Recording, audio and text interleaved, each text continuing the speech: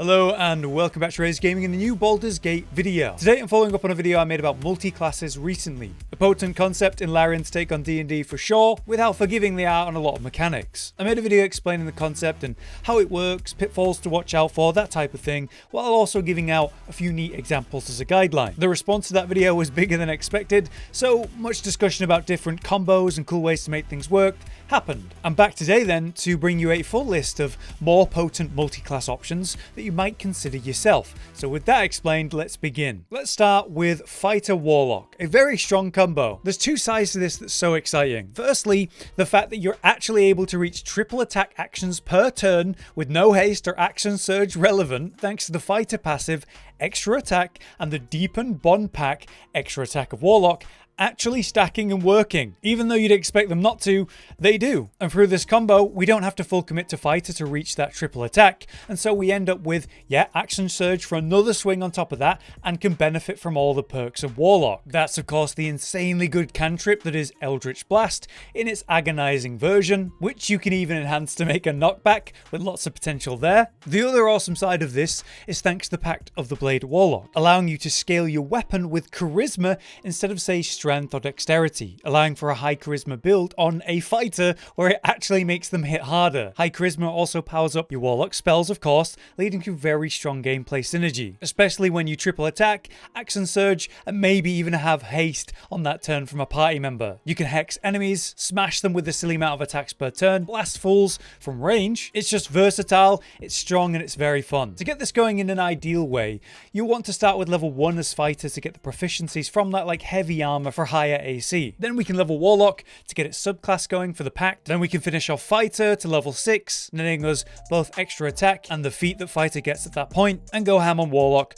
for the rest of the levels for spell slots and so on. For the Fighter subclass, Battle Master just works perfectly here. The superiority die attacks actually restore on short rest, just like Warlock spells and action surge, so the build goes ham every fight after a short rest. It's a super good and fun build. I have a whole video about this build on the channel now if you want to see full details. For the next build though, we can't talk about melee Warlock, multiclassing, and not then also mention Paladin in the mix of that. Basically, it's another clear powerhouse combo of Warlock and an extra attacker in Paladin and Warlock. Once again, through Pact of the Blade, we can scale our damage through charisma. The thing is, Paladin was already scaling its spell damage through charisma, so making its melee attack scale through charisma as well is really good synergy there. Paladin compared to Fighter though, benefits from smites, and at level 6, it also comes with the all-important protection aura. The Paladin and nearby allies gain a bonus to saving throws equal to the Paladin's charisma modifier, so perfect synergy there. You've got charisma for your Eldritch Blasts, for your pack weapon melee attacks, and it'll power up your protection aura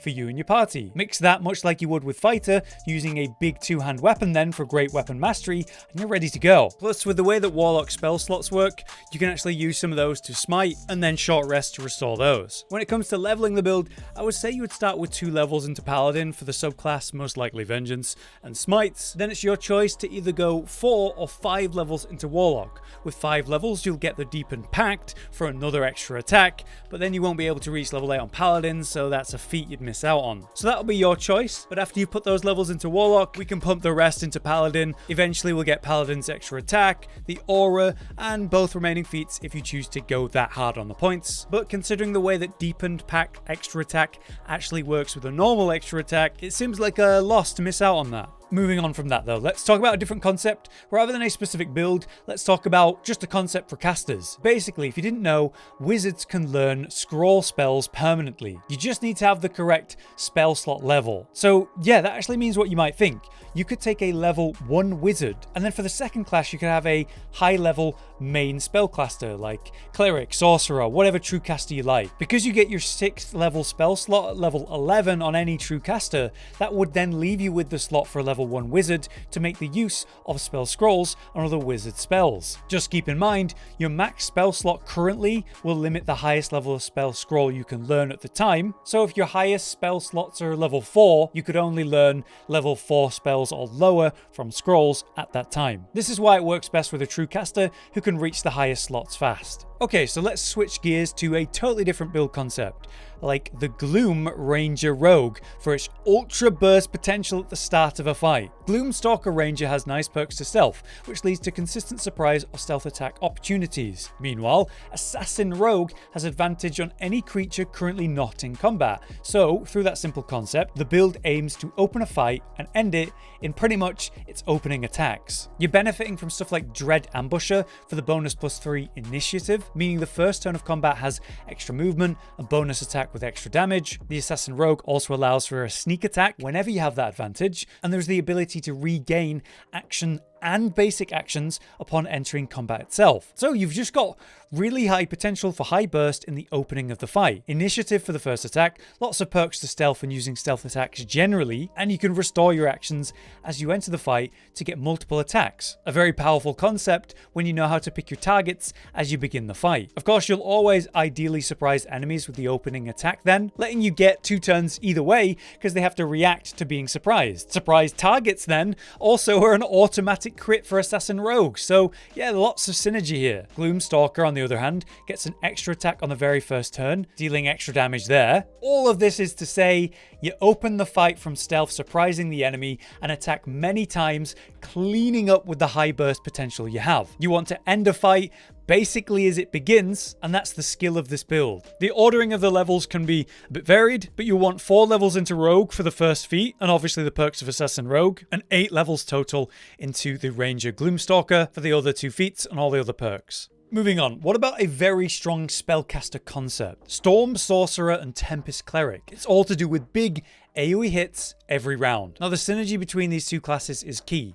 It leads to high lightning damage as the focus of the build, thanks to the ability to create water with Tempest Cleric while using lightning spells from the Sorcerer. Basically, it all ties into the wet concept. By making your enemies wet with some kind of liquid, you can deal double lightning damage to those targets. That ties perfectly with these 2 classes, with the ability to spread the wet debuff to multiple targets yourself, and then blast with lightning or thunder damage tied to your Sorcerer level. Now technically there are ways to spread wet effects via another party member, even through throwing items, but having your own consistent method on your own character is definitely worth it. With this concept in mind, Tempest Clerics can channel divinity, letting them roll max damage on lightning or thunder spells once per short rest, leading to double damage right there. Essentially, every short rest then, you can deal 4 times the lightning damage when used on a wet enemy, while also enhanced by your Sorcerer level. There's even potential twin casting or meta magic to push things further, so very potent indeed. The multiclass will focus on Sorcerer levels, but to begin with, I would say you'd start with 1 level in Sorcerer, the next 2 in Cleric, and then finally dump the rest in Sorcerer. A 10 and 2 split with a focus on Charisma rather than Wisdom. Okay, so let's now think about a nice Bard combo.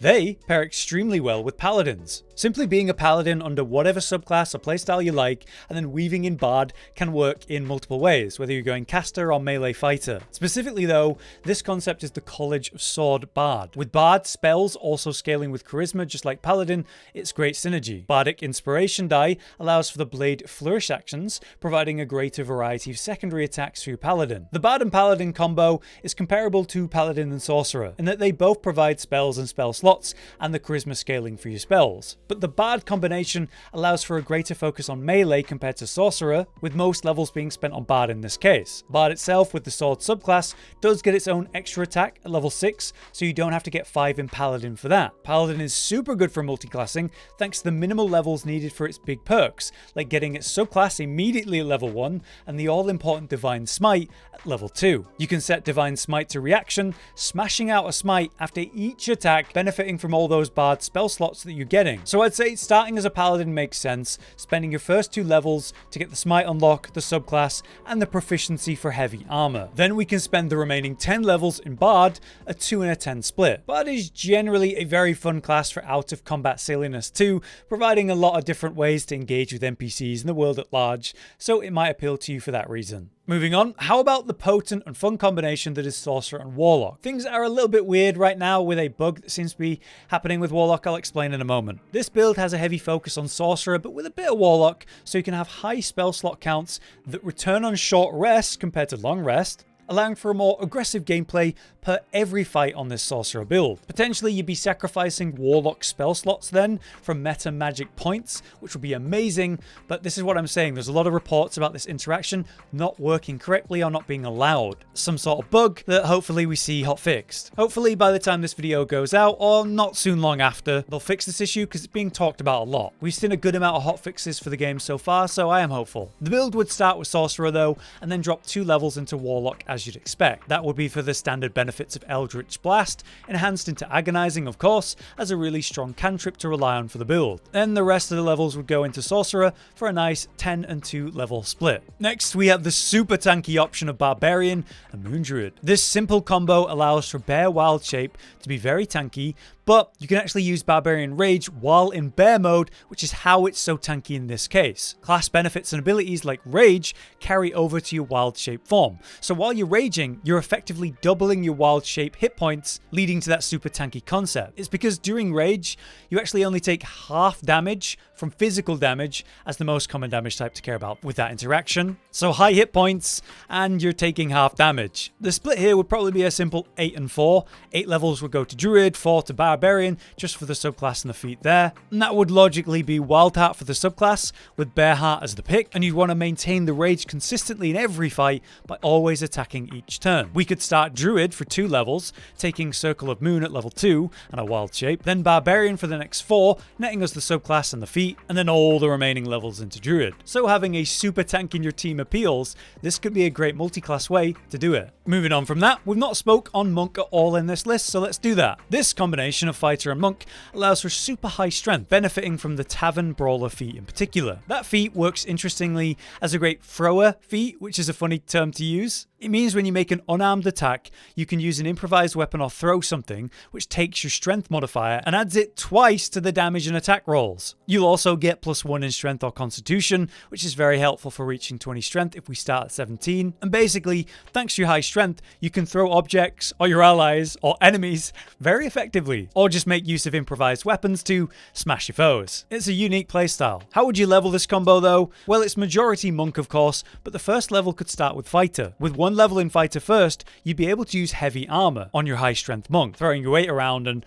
others quite literally. We could take the defense fighting style for the +1 bonus to your armor class, and you could even equip a shield to get your AC even higher. But yeah, most of this will be a Monk of course, so 1 in Fighter and then the following 11 levels in Monk. This high strength Monk should be very fun then, whether you're punching, improvised weapon smashing, or leaning into the throwing concept. Not only will it be very strong literally, but yeah, very fun. Finally, what is the last multi-class build suggestion for the video? I am going to say something potentially a bit generic, but it's an important thing to say in a video like this. You should do whatever you want. Like, just try something that seems cool. And if it doesn't work out, you can just easily respec and try again. Baldurs Gate 3 is incredible for build testing, especially with D&D in mind. You can just do it, try it, and modify it, and that's a big part of what's so cool about this game. Meta concepts are fine, and if you want to try any of the suggested builds today, sure, go for it. But I also want to say, keep in mind it's very fun to come up with your own stuff and mess around with silly or cool concepts to see if they work. But there you have it, a bunch of multi-class concepts and suggestions. I hope this was a good variety to touch on lots of playstyles, whatever your interests. And if you guys have other strong multi-class ideas, then let us know in the comments. You might just inspire someone to try it. For now, I've been Hollow, you've been you. Thank you for watching, and I'll see you next time. Josh, Cotton, and Hollow with the videos, dropping the humor like a hammer on your tippy toes, bringing entertainment on a daily arrangement to take our insanity and turn it into entertainment. Yes, I said entertainment twice, to reiterate that it is nice to look into your faces on a mostly daily basis when you let us in your homes to make the whole world a stage. Goodbye.